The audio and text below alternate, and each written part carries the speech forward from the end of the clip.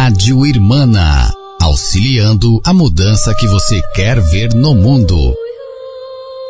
Fique por dentro da programação da Rádio Irmana. Segunda-feira, às 20 horas, programa Quietude. Terça-feira, às 21 horas, programa Elucidações do Além. Quinta-feira, às 21 horas, programa Felicidade. Sexta-feira, às 20 horas, programa Cidade dos Espíritos. Domingo, às 10 horas, programa Mensagens do Grande Coração. E ao longo da nossa programação, você ouve Musical da Rádio Irmana. 1 hora de músicas sem intervalos. Todos os programas são apresentados pela equipe da Rádio Irmana.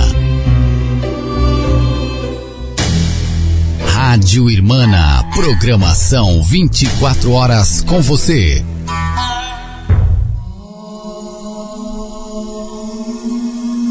A partir de agora, você ouve programa Felicidade, um programa que aborda as fases do desenvolvimento humano e uma autoanálise sobre a nossa vida. Olá, como vai? Tudo bem? Tudo certo? Muito prazer, eu sou Ismael Gomes. Está no ar a 9ª edição do programa Felicidade, transmitido através da Rádio Irmana, auxiliando a mudança que você quer ver no mundo. A Rádio Irmana é uma web rádio e ela está disponível através da página irmana.com.br, onde você tem acesso a todos os nossos conteúdos e você também pode participar conosco no link Fale Conosco. Basta preencher o seu cadastro na página e mandar as suas dúvidas, sugestões de pautas e contribuições não só para o programa Felicidade, assim como também para a programação da Rádio Irmana. Lembrando que também nós temos a nossa página no Facebook, Programa Felicidade. Curta a nossa página no Facebook e também participe conosco, interaja conosco, estaremos à sua disposição. E vale ressaltar que além da nossa página irmana.com.br, onde você ouve toda a nossa programação, você também pode baixar o nosso aplicativo, disponível para o sistema Android. É só você digitar no Google Play, Rádio Irmana. O aplicativo é gratuito e você ouve a Rádio Irmana através do seu celular. Agora, se você tem sistema iOS e Windows Phone, você pode baixar o aplicativo TuneIn. Neste aplicativo, você faz a busca da Rádio Irmana e também pode ouvir a nossa programação através do TuneIn. Combinado? E neste mês de dezembro, a Rádio Irmana, em parceria com a Editora do Conhecimento, está em festa, sorteando livros para você que é o nosso ouvinte. É muito simples, o ganhador da semana passada foi o Nestor Bergamo de Bauru e hoje pode ser você. Como participar? É só você se cadastrar em nossa página no Facebook, Programa Felicidade, e também através das páginas dos outros programas, Mensagens do Grande Coração e Elucidações do Além. Lembrando que ao se cadastrar na página de qualquer um destes programas, você passa a concorrer os livros. A nossa produção sempre entrará em contato com aquele que for sorteado. Para mais informações, então em nossa página Programa Felicidade, nós temos um banner explicativo. O regulamento é muito simples. Você curte a nossa página, marca um ou mais amigos nos comentários. Afinal de contas, quanto mais amigos você marcar, você também estará convidando estes amigos a participarem da promoção e concorrerem aos livros. Depois disso, é só você clicar no link Quero Participar. E aí, é só torcer, porque eu estou torcendo por você também. Então, boa sorte. No final da nossa programação, nós estaremos sorteando mais um livro. E o livro de hoje é do autor Daniel Givaudan. É o livro Francisco das Aves, Clara e o Sol. É um livro que tem a aparência de um romance, mas uma obra que relata tão somente a realidade de uma existência, pondo em evidência um segredo que inquietou Francisco de Assis. Então, fique na expectativa, porque nós vamos sortear este livro no final da nossa programação. O livro Francisco das Aves, Clara e o Sol, de Daniel Givaudan, lançado em novembro de 2014, através da Editora do Conhecimento. Bom, direto ao assunto de hoje, é um assunto um pouco que polêmico, né? Eu quero falar sobre um assunto que para a nossa sociedade ainda é um tabu. Nós vamos falar sobre a morte. Você tem medo da morte? Essa é a primeira pergunta. Reflita sobre isso agora. Tem ou não tem? É claro que tem. Geralmente todos nós temos. Nós temos medo da morte porque é um instinto de sobrevivência. Aquele que não tem medo da morte deve ter os seus motivos já de ter elaborado muito bem essa questão, mas de qualquer forma, em nosso íntimo, nós temos esse medo por instinto de sobrevivência. Enquanto estivermos aqui, enquanto estivermos vivos, nós temos este instinto de proteção. Porque, por exemplo, você é pai, você é mãe, você pode estar ligado a um projeto e você não quer deixar isso repentinamente. Então todos nós temos esta característica de querer sempre manter aquilo que temos. E se fôssemos falar de morte ou de uma preparação para a morte, logo precisaríamos preparar este campo para assim partirmos bem. E para que também aqueles que aqui ficarem permaneçam bem com a nossa partida. Mesmo sabendo que com essa separação haverá choro, haverá tristeza, haverá saudade, e isso é inevitável. Então, esse conceito sobre morte, o instinto, o medo, todos nós temos. Se nós formos aqui analisar algumas questões, por exemplo, vou falar sobre religião. Cada um busca a sua religião para entender essas questões da vida ou depois da vida. O que vem depois? O porquê estou aqui? Qual o motivo dessa existência? O que estou fazendo e para que estou fazendo? E se vai realmente ter uma continuidade, como devo me preparar para isso? As religiões, elas nos dão noções onde muitas pessoas encontram um conforto, sejam elas reencarnacionistas ou não. De qualquer forma, buscam através de um discurso orientar a humanidade a respeito da existência da vida, do que é Deus, do universo. E baseado nisso, eu fiz um levantamento bibliográfico. E eu quero começar com uma leitura de um dos livros de Nise da Silveira, psiquiatra já falecida. Ela tinha uma forte ligação com a obra de Jung e ela fez um livro, um pequeno livro que ela denominou como Manual de Bolso de Jung. Então, voltado a essa parte da religião, ela relata que Jung, ele via a religiosidade como uma função natural, inerente à nossa psique. Ou seja, um fenômeno universal. A religião é encontrada desde os tempos mais remotos em cada tribo, em cada povo. Logo, a religião é um instinto. Então, para Jung, a religião apresenta-se como um fenômeno genuíno. E ele tinha uma visão positiva em relação às religiões.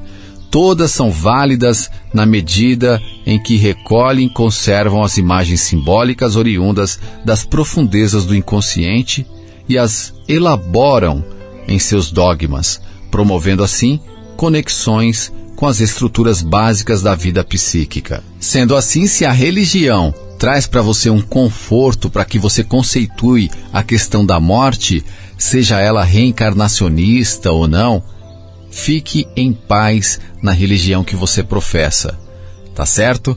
Então a nossa intenção aqui é trazer essa questão do conceito da morte para que nós possamos entender que ela é tão natural quanto a vida. Agora, de um livro de um doutor psiquiatra contemporâneo, também filósofo e psicólogo, chamado Raymond Amundi Jr., ele traz aqui assuntos importantíssimos sobre experiências de quase morte. É um best-seller. O livro é Vida Depois da Vida. E nesta pesquisa deste livro, ele reuniu mais de 150 casos de indivíduos que passaram por experiências de quase morte, desde quando ele lecionava filosofia em uma faculdade, ao também ingressar na faculdade de medicina. E tudo isso começou após muitas pessoas procurarem o Dr. Raymond para declararem ter passado por estas experiências de quase morte, a famosa EQM. Então, após suas palestras, suas aulas, geralmente ele era procurado. E também muitos médicos cirurgiões indicavam pacientes que relatavam essas experiências. Então ele começou a fazer essa coletânea e passou a pesquisar com veemência esse assunto. Ele traz aqui já no seu primeiro capítulo sobre a questão do fenômeno da morte. Então este doutor, ele passou por várias classes aí dos saberes, conversou com vários colaboradores de psicologia, de filosofia, de sociologia, passou por organizações religiosas, clubes cívicos, audiências de televisão e até sociedades profissionais de medicina. Então, com base nessa experiência, ele afirma, com segurança, que este tópico excita os mais poderosos sentimentos em gente com os mais diversos tipos emocionais e modos de vida. E também ele fala: a despeito de todo esse interesse, ainda permanece a verdade afirmar que é muito difícil para a maioria de nós falarmos sobre morte. Então talvez você esteja me ouvindo agora e esteja um pouco repugnado com o que eu estou falando aqui sobre a morte. E fique tranquilo, porque dentro disso que eu estou falando, ele fala que existem pelo menos 2 razões para isso. Uma delas é de cunho psicológico e cultural. O assunto morte é um tabu. E o que seria isso? O que ele quer dizer é que quanto mais a gente fala de morte, inconscientemente dá a impressão de que nós estamos nos aproximando da morte. Então, é melhor evitar falar sobre a morte. Então, a morte realmente é um tabu na nossa sociedade. Mas não é minha intenção te aproximar da morte, muito pelo contrário. A minha intenção aqui é nós dialogarmos sobre a morte. Tomara a Deus que, se você permanecer ouvindo este programa, você, no final dele, permaneça vivo. Caso contrário, não foi culpa minha. Então, fica à sua disposição, permanecer nos ouvindo ou não. Palhaçada, né, gente? Bom, vamos continuar porque, brincadeiras à parte, é um assunto muito sério, eu levo muito a sério isso, mas de qualquer forma, quanto mais falarmos da morte com leveza, mais fácil é dialogar sobre ela. A outra razão seria na própria natureza da linguagem, porque as pessoas não sabem conceituar realmente o que é a morte. Comparam a morte ou o morrer com coisas mais agradáveis da nossa experiência, coisas como as quais temos mais familiaridade. Por exemplo, a analogia da morte com o sono. E ele traz no livro, por exemplo, que era muito comum nos tempos dos antigos gregos, na Ilíada, por exemplo, Homero chama o sono de irmão da morte, e Platão, na sua obra Apologia, põe as seguintes palavras na boca de seu mestre Sócrates, que acaba de ser condenado à morte por um júri ateniense. Abre aspas. Agora, se a morte é só um sono sem sonhos, deve ser um benefício maravilhoso. Suponho que se diz a alguém que escolha a noite, na qual dormiu tão profundamente a ponto de nem sequer ter sonhos, e depois que a compare com outras coisas, noites e dias de sua vida, e então diga, dando a devida consideração, quantos dias e noites melhores e mais felizes do que essa passou em todo o curso de sua vida. Bem, penso que qualquer um acharia fácil contar esses dias e noites em comparação com o resto. Se a morte é assim, então digo que é um benefício, porque a totalidade do tempo, se encarada dessa maneira, pode ser vista como não mais do que uma só noite. A nossa própria linguagem está imbuída desta analogia. Considere a frase pôr para dormir. Já outros preferem dizer que morrer é como esquecer. Quando a gente morre e esquece todas as nossas mágoas, todas as nossas memórias dolorosas e perturbadoras. Mas não é bem isso o que o Dr. Raymond encontrou com estes indivíduos que tiveram a experiência de quase morte. Muito pelo contrário, eles mantinham consciência total de sua existência e do que estava ocorrendo no aqui e agora. Mas também alguns relatavam que tinham a possibilidade de se deslocarem para onde quisessem se deslocar, ou seja, visitar um amigo, visitar um parente, e rapidamente lá eles estavam. E aí descreviam o que estava ocorrendo. E quando voltavam, nessa experiência de quase morte, eles tiveram contato com esses indivíduos, da qual eles visitaram, e justamente era comprovado o que eles estavam fazendo, qual roupa eles estavam vestindo. Enfim, é algo bem interessante que está relatado nesse livro, e eu sei que não somente esse livro, como tem muitos outros casos aí de outros pesquisadores. Então, o que ele fala sobre a questão da experiência do morrer? Quando o homem está morrendo, ou quando chega ao ponto de maior aflição física, ouve-se o médico dizer: já está morto. Então começa a ouvir um ruído desagradável, um zumbido alto ou toque de campainhas, e ao mesmo tempo sente-se movendo muito rapidamente através de um túnel longo e escuro. Depois disso, encontra-se repentinamente fora de seu corpo físico.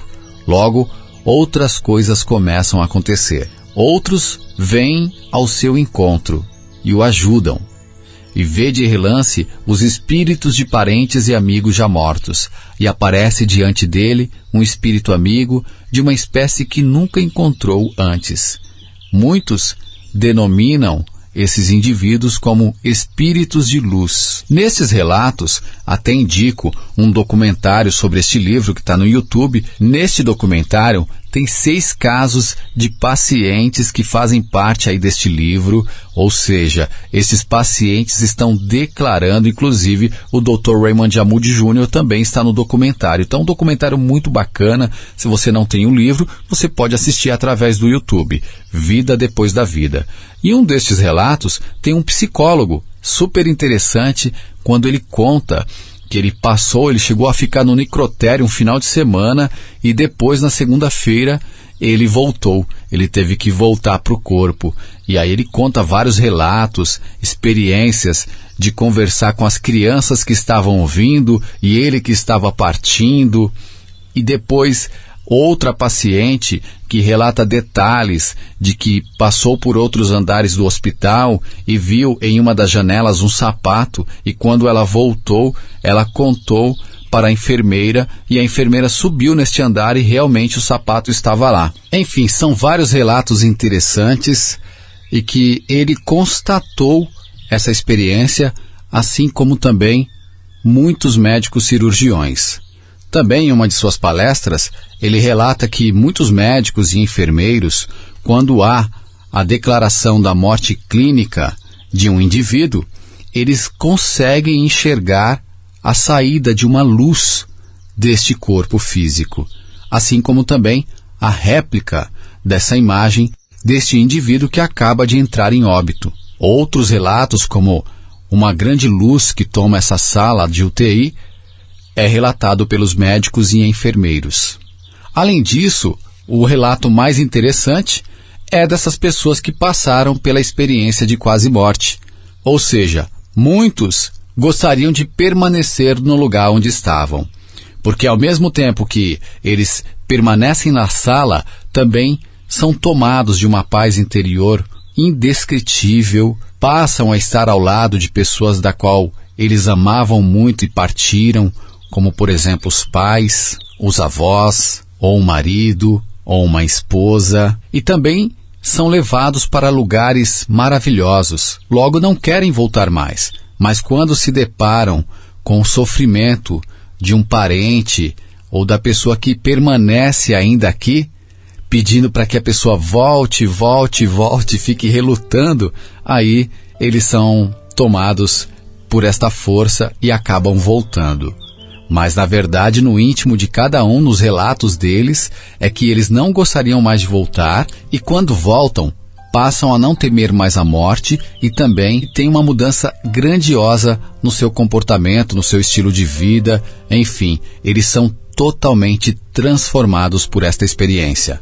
Então, com estas experiências de quase morte, este doutor, assim como outros pesquisadores, constataram que a vida precede a morte. Ou seja, existe uma inteligência, uma consciência, um espírito, uma alma que está ali observando tudo o que ocorre após o óbito. E quando ele volta nessa experiência de quase morte, ele relata todos os detalhes. Então eles conseguiram constatar tudo isso através dessas experiências.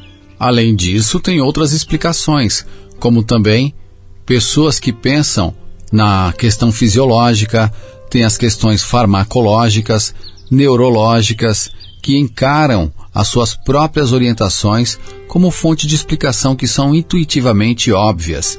Por exemplo, na questão farmacológica, alguns sugerem que as experiências de quase-morte são causadas pelas drogas terapêuticas administradas à pessoa no momento de sua crise. A maioria dos cientistas, tanto médicos como leigos, geralmente concorda em que certas drogas causam experiências e estados mentais ilusórios e alucinatórios. E a outro exemplo seriam as explicações psicológicas, onde eles comparam, por exemplo, algumas pesquisas de isolamento de pessoas que ficaram extremamente isoladas, como no Polo Norte, durante muito tempo, ou marinheiros náufragos, perdidos e solitários durante muitas semanas em pequenos botes, descrevem alucinações nas quais estão sendo salvos, algumas vezes, por seres paranormais, como fantasmas, ou os espíritos de luz, como dito também na experiência de quase-morte. E da mesma forma, estes indivíduos que passaram por situações parecidas com a experiência de quase-morte voltaram à civilização com uma modificação profunda em seus valores. Podem relatar que se sentem mais seguros interiormente, e é bastante claro que essa reintegração da personalidade é semelhante à descrita por muitos dos pacientes do Dr. Raymond Amoudi Jr. Outra questão psicológica seria os sonhos, alucinações e ilusões.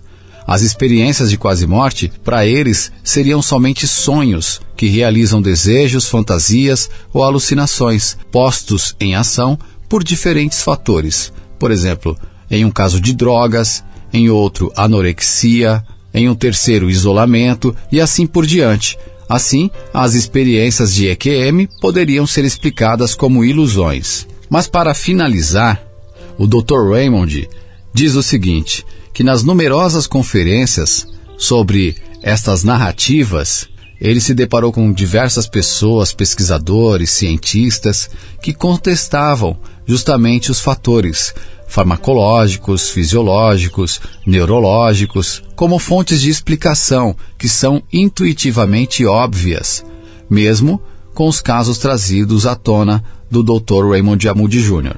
O que ele deixa claro é que ele não estava propondo nesta pesquisa e neste livro nenhuma nova explicação pessoal para tudo isso. Ele simplesmente quis deixar aberto a possibilidade de que estas experiências de quase-morte representam um fenômeno novo, para o qual talvez seja preciso elaborar novos modos de explicação e interpretação. Com isso, nós podemos refletir bastante sobre estas experiências, sobre a questão da morte, sobre a questão da vida depois da vida, na verdade, baseado no livro do Dr. Raymond Amoudi Jr. E também no próximo bloco eu vou trazer mais alguns detalhes de outros livros, como Lições sobre Amar e Viver, do Dr. Morris Schwartz, e Sobre a Morte e Morrer, de Elizabeth Kübler-Ross. São livros maravilhosos que nos trazem lições de vida sobre essa questão da pauta de hoje, que é a morte. Antes disso, eu quero deixar também uma mensagem da qual eu gravei de um CD intitulado Momentos de Reflexão, que tem tudo a ver com esse tema. Vamos ouvir.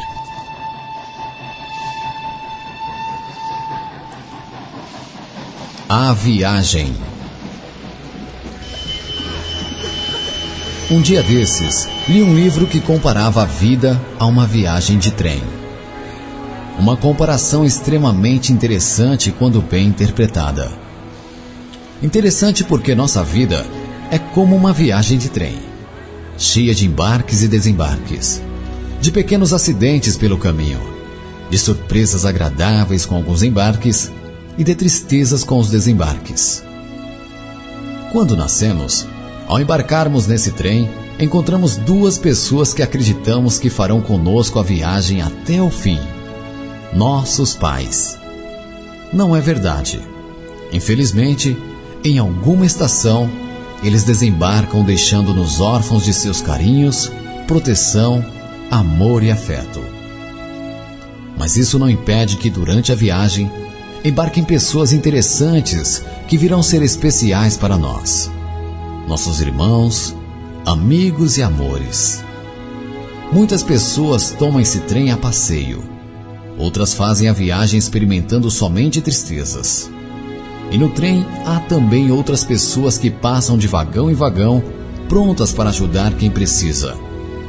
Muitos descem e deixam saudades eternas. Outros tantos viajam no trem de tal forma que quando desocupam seus assentos, ninguém sequer percebe. Curioso é considerar que alguns passageiros que nos são tão caros acomodam-se em vagões diferentes do nosso. Isso nos obriga a fazer essa viagem separados deles. Mas isso não nos impede de, com grande dificuldade, atravessarmos nosso vagão e chegarmos até eles. O difícil é aceitarmos que não podemos sentar ao seu lado, pois outra pessoa estará ocupando esse lugar. Essa viagem é assim, cheia de atropelos, sonhos, fantasias, esperas, embarques e desembarques. Sabemos que esse trem jamais volta. Façamos essa viagem da melhor maneira possível, tentando manter um bom relacionamento com todos, procurando em cada um o que tem de melhor, lembrando sempre que em algum momento do trajeto poderão fraquejar, e provavelmente precisaremos entender isso. Nós mesmos fraquejamos algumas vezes, e certamente alguém nos entenderá. O grande mistério é que não sabemos em qual parada desceremos.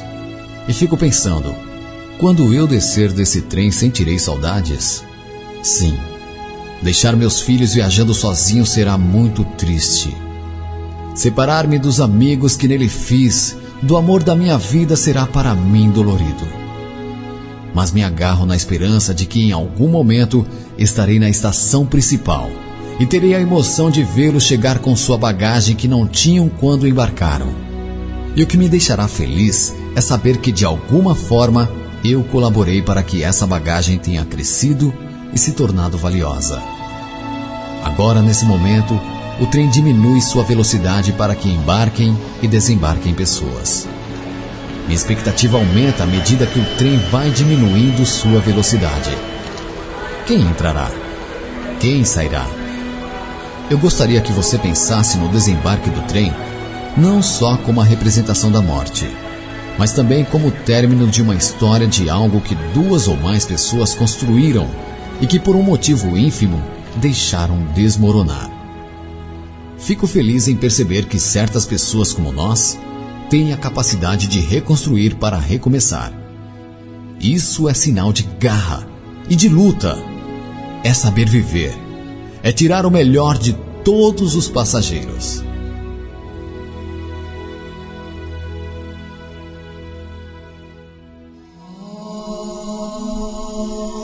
Não saia daí.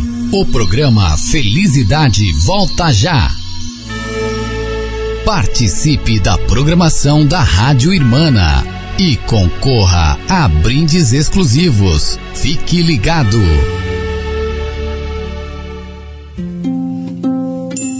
Letra que Fala. Livros, CDs, DVDs e muito mais. Acesse letraquefala.com.br e fique por dentro dos nossos produtos.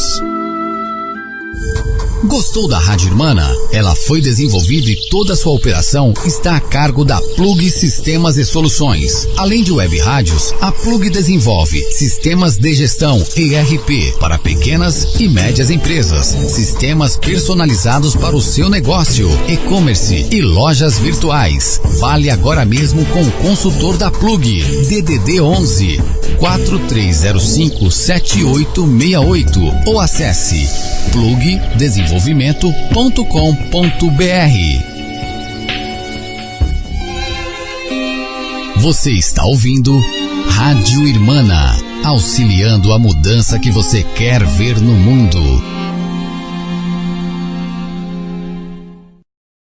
Editora do Conhecimento, visando a disseminação de obras espiritualistas para leitores que se preocupam com a sua evolução. Acesse o nosso site e conheça o nosso acervo de livros que podem fazer parte da sua biblioteca. edconhecimento.com.br ou ligue para mais informações. DDD 19 3451 5440. Voltamos a apresentar Programa Felicidade. E já estamos de volta com o programa Felicidade. A pauta de hoje trata-se de um tabu na nossa sociedade, é a morte. E no capítulo anterior nós falamos sobre um livro intitulado Vida Depois da Vida, do Dr. Raymond Amundi Jr. E agora nós vamos falar sobre outros livros, como eu disse no começo do programa.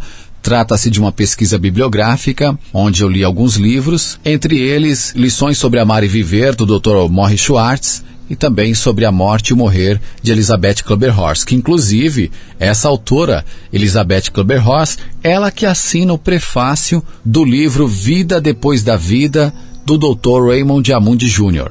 A Elizabeth Kübler-Ross, ela nasceu em 8 de julho de 1926 e faleceu em 2004. Ela contribuiu pioneiramente na área de tanatologia, identificando as fases que envolvem tanto o processo do morrer e todos os envolvidos neste evento.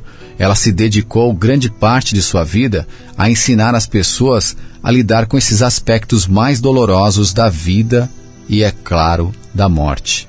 Criou um centro de adoção e assistência às crianças com AIDS. Isso rendeu a ela uma série de rejeições, reclamações e ameaças com tanta violência que chegou ao ponto de perder a sua casa e que foi incendiada por pessoas que se opunham ao seu trabalho e aos seus ideais. Isso está relatado no livro Roda da Vida, também desta autora. Em questão desse livro, inicialmente ela vai fazer aí uma crítica sobre a questão da indústria da morte, sobre a questão também da preparação dos profissionais na área da saúde em relação ao tratamento com pessoas que são diagnosticadas com doenças incuráveis, ou seja, pacientes também em estado terminal. Como que a nossa sociedade lida com essas situações? Você que está nos ouvindo agora, por exemplo, pode ter uma experiência do tipo, um parente ou até mesmo você, e aí surge o temor da morte. Como nós vamos lidar com isso? Então a gente percebe que no nosso cotidiano, a medicina, a tecnologia, ela vai avançando cada vez mais, só que nós vivemos num paradoxo. Ao mesmo tempo que a tecnologia, ao mesmo tempo que a nossa contemporaneidade evolui, parece que involui. Então, por isso, um paradoxo, né? Então, a gente percebe o individualismo, essa era da globalização favorece muito essas questões, onde a pessoa simplesmente não dá bom dia para o seu vizinho. Então, a cada época tem a sua ideologia, tem a sua ética, e a medicina lutando sempre na questão da sobrevida. E nesta crítica, o mais importante é a gente perceber que se a vida está cada vez mais mecânica, onde até a própria ciência busca criar órgãos artificiais para favorecer um acontecimento de uma sobrevida a um indivíduo, e o homem acha que é imortal, acha que tudo isso um dia pode não acabar, e ela traz justamente uma crítica sobre a morte na questão de que ela é tão natural quanto a vida, como eu disse no capítulo anterior. Nós temos que entender e encarar essa dura realidade de que um dia nós vamos partir. Uma vez que nós possamos conceituar este assunto, perceberemos que não somos onipotentes, né? Que é um acontecimento natural e nós somos mortais. E diante de tudo isso, nós buscamos conforto em tantas áreas e buscamos conhecimento para entendermos quem somos nós, onde estamos, para onde vamos, o que estamos fazendo aqui, e podemos beber das fontes da arte, do campo filosófico, do científico, do religioso. Todos estes campos podem nos favorecer a estas conceituações e também para que possamos viver bem enquanto aqui estivermos. Logo, essa ética, os valores, eles devem ser compartilhados. Como eu disse, se nós estamos cada vez mais individualizados, buscando viver cada vez mais um mundo particular e não compartilhar, devemos pensar esses nossos valores, porque é assim, compartilhando, interagindo com o outro, que nós vamos compreender muitas questões da vida e podemos assim matar o medo da morte, pois não temeremos mais viver a vida. As pessoas, quando geralmente você visita um indivíduo que ele está num leito acamado e ele tem um prognóstico negativo, ou seja, o seu tempo de vida está reduzido, o mais importante é que este indivíduo esteja ciente da sua situação. Nem todas as pessoas estão preparadas para lidar com situações desse tipo. Logo, um profissional, seja um voluntário dentro de um hospital, seja um amigo mais preparado, um profissional na área da saúde, que já é da área de tanatologia. Então ele pode nos orientar, também buscar conforto na religião, como eu disse, na arte, e conversar sempre com os médicos. Geralmente, todas as pessoas que foram entrevistadas pela doutora Elizabeth Kubler-Ross, ela identificou alguns estágios. São 5 estágios. E quando elas foram diagnosticadas com uma doença incurável, logo o prognóstico delas não era bom, elas passaram por estes estágios. E o primeiro estágio seria a negação, não acreditar que isso estava acontecendo com ela. Então, primeiro, ela passaria pela negação, que é um mecanismo de defesa. Ele não tem interesse nenhum em saber sobre tal doença. Após isso, ele se isola. Nesse mesmo estágio, ele acaba se isolando e ele vai tendo uma aceitação parcial. Ele vai se identificando com essa questão dessa fase. Ele também vai ter que ter um apoio da sua família, de uma equipe multidisciplinar, para passar por esta reflexão. E assim é só uma questão de tempo para ele entender essa problemática da sua vida. E para quem está ao lado de qualquer indivíduo, se você é um voluntário, ou se você é um filho, se você tem alguém na sua família que passa por isso, ou um amigo, o mais importante é ser um bom ouvinte, prestar muita atenção em todos os tipos de comunicação, sejam elas verbais, não verbais, e certificar-se da força deste paciente, para que ele possa desenvolver uma autoconsciência do seu estado. Quando a pessoa se dá conta de tudo isso, vem o segundo estágio, que é o estágio da raiva. Por que isso aconteceu comigo? Logo comigo, por que não esses indivíduos que estão fazendo muitas atrocidades na vida e eu que sou uma pessoa boa? Ou seja, ninguém quer passar por uma situação dessa, Depois de tudo isso, se é um paciente em estado terminal, vem a questão da barganha. Esse indivíduo, ele assume uma posição de humildade, de barganhar justamente, de querer ser bom, de querer fazer caridade, para que aquele problema que ele tem seja sanado de uma forma milagrosa. E geralmente quem lida com esta situação, é importante conceituar uma coisa. Como Jesus disse, se os seus olhos são de luz, o teu corpo todo será luz. Se os seus olhos são de trevas, quão grandes serão as suas trevas. E eu separei uma citação da Elizabeth Kubler-Ross, onde ela diz, semelhante a isso: as pessoas são como vitrais coloridos, cintilam e brilham quando o sol está do lado de fora. Mas quando a escuridão chega, sua verdadeira beleza é revelada apenas se existir luz do lado de dentro. É importante entender essas questões porque no momento de fraqueza, onde chega a escuridão, onde chegam as pedras do caminho, então se nós temos essa luz, a gente continua brilhando, mesmo sabendo que vai morrer. Logo mais eu vou falar a história do Dr. Morris Schwartz e vocês vão entender o que eu estou dizendo. Mas eu quero terminar de falar agora sobre esses estágios. E aí sim a gente chega na história do Dr. Morris Schwartz. O quarto estágio seria um estágio de depressão. Ela pode ser uma depressão preparatória para essa situação. Pode também surgir uma depressão reativa, onde se manifesta nos indivíduos que possuem dificuldades em aceitar esse estado físico, apresentando preocupações com a perda da capacidade de cuidar das pessoas que antes dependiam dela. Já no quinto estágio, a aceitação, a gente dá a fase da depressão. É não confundir a aceitação com felicidade, onde a pessoa fica cada vez mais calma, mais quieta na dela, onde ela pode entender que é a vontade de Deus, ou seja, ela passa a conceituar que ela vai partir. Diante de tudo isso, de uma situação de perda ou de uma pessoa que está prestes a morrer, nós sabemos que a família que é envolvida também sofre, porque todos sofrem na verdade, tanto o paciente quanto o ente querido que está perdendo o seu companheiro ou a sua companheira. Então a comunicação é de extrema importância, alguém que está preparado para amparar estes indivíduos. Para você que está nos ouvindo agora, também conceituar ou buscar um livro de autoajuda, um livro que possa te instruir, para que você possa tirar esta dor, de repente esta ira, de repente esta raiva. Diferentes estágios da adaptação são experimentados. E quanto mais você desabafa, menor é o sofrimento. Todos nós ficamos desesperados, alguns com raiva, outros zangados. É muito bom ter alguém para conversar. Buscar um amigo, buscar uma pessoa que pode te orientar. Alguém para conversar, então, é de suma importância. Relembrar sempre também os bons momentos enquanto aqui estiveram. Uma aceitação, ela é gradual.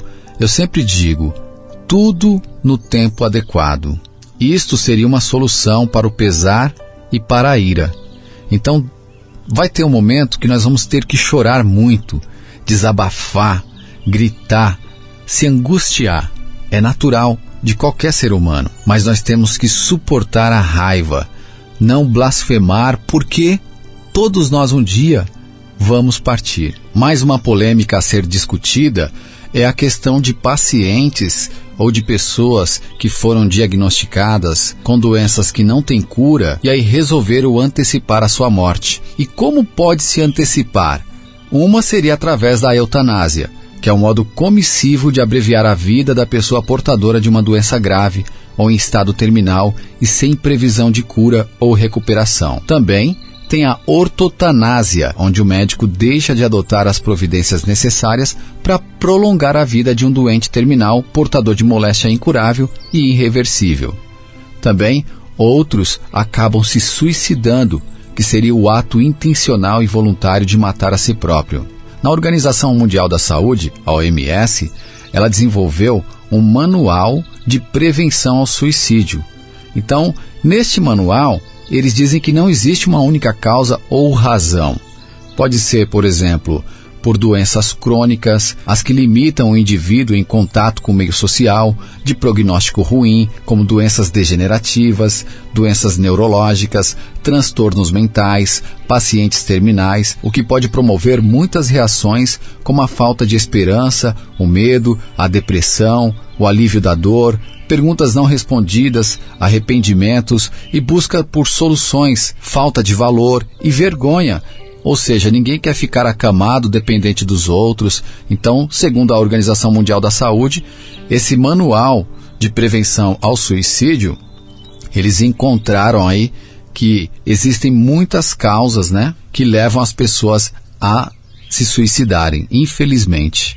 Não suportam mais a dor, se acham perdedores, um peso para os outros, ou os outros vão ser mais felizes do que eles. Existem alguns países que permitem ações de suicídio assistido, como nos Estados Unidos, em Oregon, Washington, Vermont, Montana, Novo México, na Suíça e Alemanha. Na Holanda, o pedido tem que estar em total consciência e também é liberada a ortotanásia. No Uruguai e na Colômbia, os juízes têm a possibilidade de isentar quem comete o homicídio piedoso. Tem um filme também que é interessante vocês assistirem, que é o do Jack Kevorkian, Dr. Morte, mais conhecido como Dr. Morte. Ele faleceu em 2011, nasceu em 1928. É o filme Você Não Conhece Jack. Então seria interessante vocês assistirem também para entenderem um pouco sobre esses assuntos. Agora, a questão é ser a favor ou ser contra. O mais importante é adquirir conhecimento sobre esse assunto, sensibilizar-se por uma causa maior e que nós, cada um de nós, possamos ser úteis para a nossa sociedade, para viver com mais qualidade de vida, com bem-estar. Por isso é importante nós debatermos assuntos como esses, como vimos agora mesmo que eu falei. Muitos se suicidam, outros mudam para lugares onde é permitido o suicídio assistido, a eutanásia, justamente para se livrar dessa dor. Um caso conhecido de uma moça chamada Brittany Maynard. Ela tinha um câncer no cérebro e decidiu se mudar para Oregon e cometer este suicídio assistido. Você também consegue buscar essas informações aí através da internet. Agora, muitas pessoas encaram essa realidade, muitas pessoas estão preparadas para isso, mesmo por não ter passado nenhum tipo de experiência de quase morte, mas através da sua fé em Deus, através da sua crença, através da sua ideologia, elas vivem mesmo sabendo que vão morrer em breve e vivem com qualidade de vida. A exemplo disso, vou falar do livro agora, Lições sobre Amar e Viver, do Dr. Morrie Schwartz. O Dr. Morrie Schwartz nasceu em Chicago, nos Estados Unidos, no dia 20 de dezembro de 1916. Ele teve um diagnóstico da doença ELA, esclerose lateral amiotrófica. Ele era formado em psicologia social e até se submeteu à psicanálise.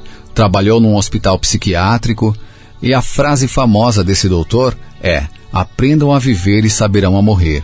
Aprendam a morrer e saberão viver. Então, neste livro, ele conta a emocionante história de vida dele mesmo, de quem soube encarar com equilíbrio e com tranquilidade os seus problemas, mesmo sabendo que a sua morte estava próxima. Então, ele nos ensina como viver apaixonadamente, mantendo a serenidade, dando dicas de como usar outras faculdades, como as psíquicas, as emocionais e as intuitivas, mesmo tendo muitas limitações. O Dr. Morrie Schwartz relata a importância das técnicas psicológicas que ocorreram em sua vida. Ele utilizou-se de uma técnica do sentido de ficar de fora, que seria uma espécie de autoobservação, uma autoanálise que é utilizada em psicoterapia e psicanálise. E também declara que a meditação, a persistência e a coragem foram fundamentais para ele poder aprender a superar os desafios de sua vida. Eu separei aqui um trecho do capítulo 1, intitulado A Vida com Limitações Físicas. Ele diz: quando soube que eu tinha ela, em 1994, disse a mim mesmo: vou morrer ou vou viver? Com isso, eu queria dizer: será que vou me retrair, como muitas pessoas provavelmente fazem, e desistir do mundo porque ele está sendo tão horrível comigo agora? Ou eu vou viver? Bom, resolvi que eu iria viver. Mas será que poderia viver do jeito que queria, com dignidade, com coragem, com humor, com capacidade para me relacionar com os outros? Eu não tinha certeza se ia conseguir, mas disse que ia me esforçar ao máximo. Tomei a firme resolução de reunir minhas forças para me permitir viver com serenidade e até agora eu estou conseguindo. Desde então, assisti à deterioração de muitas das minhas funções físicas, à medida que os nervos do meu corpo vão aos poucos matando de fome os meus músculos. Está ficando cada vez mais difícil o ato de me alimentar. Quando me barbeio de manhã e quando como, percebo que não consigo levantar a minha mão até onde é necessário. É como se eu tivesse um peso enorme nas mãos. O ato de engolir está mais difícil agora também. Eu tuço muito. Às vezes preciso mastigar o alimento inúmeras vezes para conseguir que ele desça. E não sei por quanto tempo ainda vou poder obter nutrição suficiente sem precisar de uma sonda gástrica. Foi duro quando tive que me adaptar a não ser mais capaz de andar, mas a dificuldade de deglutição é de fato a primeira grande perda para mim. A segunda é a fala. Quando faço o som de ou, fica preso na garganta e minha fala está um pouco arrastada. Este é um dos sinais de que estou perdendo a minha voz. A vida inteira sempre contei com a fala. Essa perspectiva está tão enraizada em mim que quando preciso enfrentar a possibilidade de não falar, o choque é tremendo. Por isso, agora estou dizendo a mim mesmo: como vai ser quando eu não puder me expressar? Quando não puder dar uma ordem, pedir alguma coisa ou dizer algo que esteja no meu coração ou na minha cabeça? Não sei como vai ser, mas vou descobrir um meio de tirar vantagem do silêncio, porque talvez esse seja o caminho para realmente ouvir a si mesmo. Vai ser um desafio interessante. Já estou dizendo à família e aos amigos. Vocês vão me dizer quais são seus pensamentos e sentimentos e perceberão minha resposta. Não vou conseguir expressá-la em palavras, mas vocês haverão no meu rosto. Meu rosto, creio eu, ainda terá muita mobilidade e deverá continuar expressivo. No entanto, se eles quiserem debater algum assunto e ter acesso às minhas ideias ou à minha ajuda, terão de elaborar grande parte do que disserem como perguntas às quais eu possa responder com um código de sim ou não. É assim que estou me preparando para a futura perda da minha fala. Espero descobrir outros meios e mecanismos quando chegar a hora. Não creio que tentar prever a redução das nossas capacidades consiga nos deixar totalmente preparados para ela. Não há nada que tenha a intensidade da experiência concreta dessas perdas. Pode-se pensar no que poderia acontecer, no que gostaria de fazer, e assim por diante, mas até chegar de fato a hora, não se teve a experiência. E é ela que faz a diferença quanto ao que se irá fazer e como. Sem dúvida ficarei deprimido durante algum tempo. Por quanto tempo, eu não sei. Mas essa é a minha reação normal. E depois, 2 ou 3 dias mais tarde, talvez eu comece a recuperar o ânimo. Qualquer que seja a capacidade que sintamos estar perdendo, seja de caminhar, a de conversar, seja da perspicácia mental que tínhamos antes, quanto mais conseguimos prever seu impacto, mais fácil será a nossa adaptação. Aceitar a nós mesmos, a nossa condição física e o nosso destino tal como estão no nosso momento presente. E ele diz também: obtenham toda a ajuda possível quando precisar. As pessoas recusam ajuda porque acham que o seu amor próprio está ligado ao fato de serem independentes. Receamos que de um modo ou de outro sejamos inferiorizados porque precisamos e queremos e desejamos a ajuda de outra pessoa. Isso vem de nossa cultura independente individualista. Temos a impressão de que deveríamos ser como um cowboy mítico, livres, desembaraçados, capazes de encarar e conquistar qualquer coisa e de viver no mundo sem sentir necessidade de outras pessoas. O típico cavalheiro solitário. Essa é uma imagem que muitos adotam, especialmente os homens. Eles não se permitem desenvolver um sentido de suas necessidades interpessoais. Para mim, isso é muito infeliz, pois precisamos um dos outros mais do que sabemos. Na realidade, essas carências são muito importantes tanto nos níveis emocional e psicológico como no físico. No entanto, temos a tendência de evitar expor as carências como se fosse uma praga. A meu ver, faz muito mais sentido ser franco quanto às suas necessidades e ter consciência de que você precisa dos outros, exatamente como eles precisam de você. A atitude da pessoa que oferece ajuda pode ter um impacto positivo ou negativo na receptividade ao oferecimento. Seguem-se algumas sugestões para a eventualidade de você estar visitando alguém que precise de ajuda ou de um cuidado dessa pessoa. Em primeiro lugar, não se ofereça para fazer algo se no fundo do coração você não quiser fazer, porque seu parente ou a pessoa amada provavelmente captará seus sentimentos e terá uma dificuldade maior para aceitar sua ajuda, sem sentir raiva ou humilhação. Se lhe pedirem que faça algo que seja muito inconveniente ou desagradável para você, seja franco a respeito dos seus motivos para recusar. Se possível, ajude a criar um modo alternativo para que a tarefa seja realizada por outra pessoa.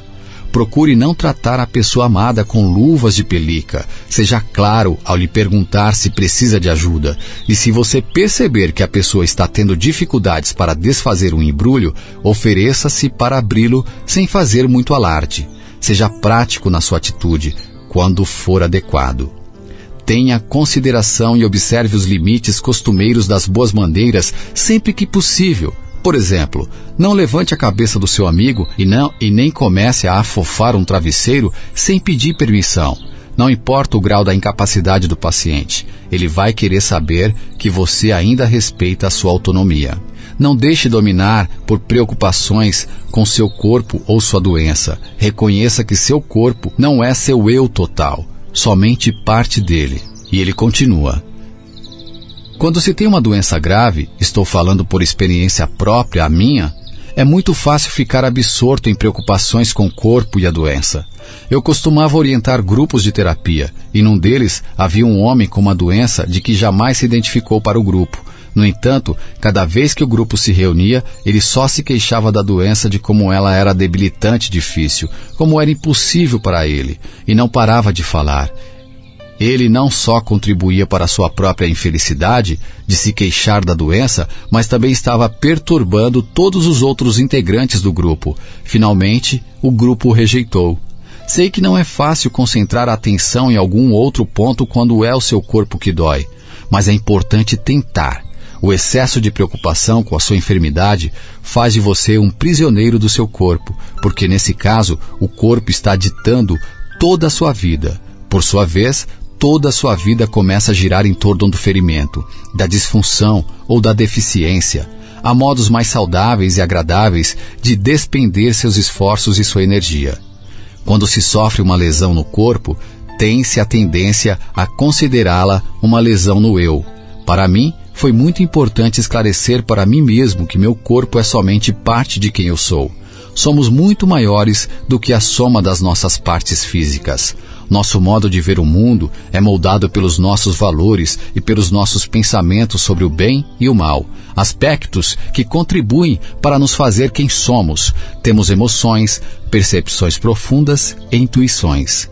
Meu argumento é que desde que disponhamos de outras faculdades, as emocionais, as psicológicas, as intuitivas, não estamos perdidos nem mesmo inferiorizados.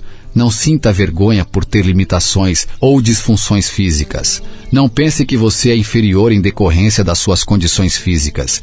Na realidade, sinto que agora sou ainda mais eu mesmo do que antes de sofrer essa doença, porque pude superar muitas das limitações psicológicas e emocionais que eu tinha antes que a ela se manifestasse.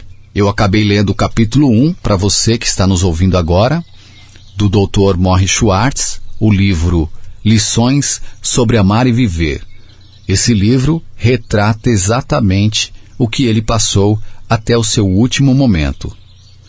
E para finalizar este programa, eu vou citar uma pequena alegoria que ele deixou também neste livro.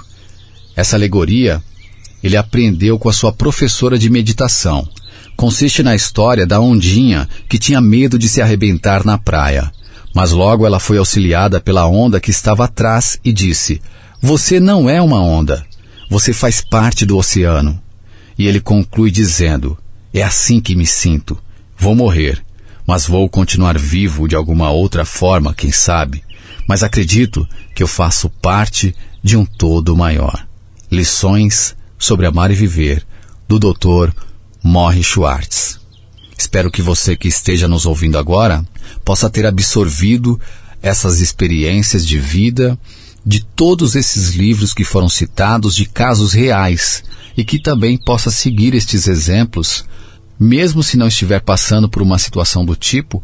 Saiba que um dia nós iremos partir e que possamos conceituar essa naturalidade do que é nascer, viver e morrer, e que possamos também disseminar esses ensinamentos justamente às pessoas que estão sofrendo situações de luto, de perda de um amigo, de um parente, de um ente querido, e que de tudo isso que foi falado em nosso programa você possa tirar a melhor essência possível para conceituar essas questões da nossa existência. Maravilha? Então, muito obrigado por estar comigo até agora no programa Felicidade. E agora vamos sortear o livro que faz parte da promoção de Natal Rádio Irmana com a Editora do Conhecimento. Hoje o livro é Francisco das Aves, Clara e o Sol, do autor Daniel Givaldin.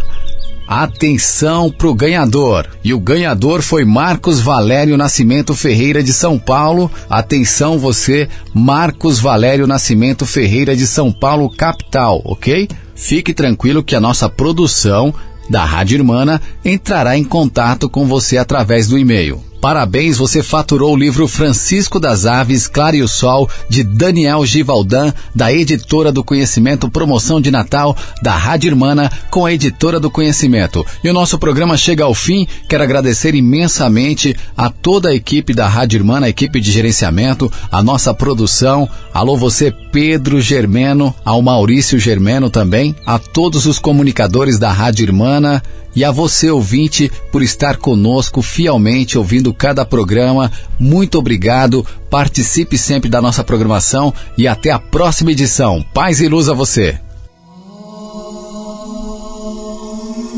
Você ouviu programa Felicidade.